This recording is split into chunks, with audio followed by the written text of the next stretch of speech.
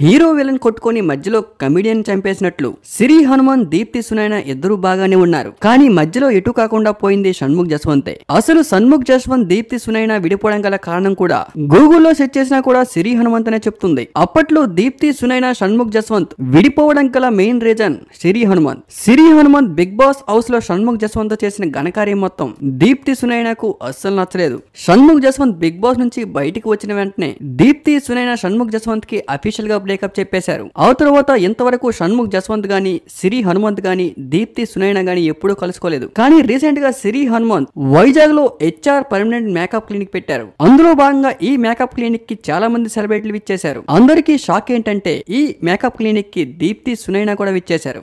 దీంతో ఒక్కసారిగా షణ్ముఖ్ జస్వంత్ షాక్. మీరు బాగానే ఉన్నారు, మధ్యలో అటు ఇటు కాకుండా పోయింది నేనే అన్నట్లుగా షణ్ముఖ్ జస్వంత్ కి దెబ్బ మీద దెబ్బ. షణ్ముఖ్ జస్వంత్ కి దీప్తి సునైనకి బ్రేకప్ అవనంత వరకు కూడా షణ్ముఖ్ జస్వంత్ కెరియర్ గ్రాఫ్ చాలా హైలో ఉండేది.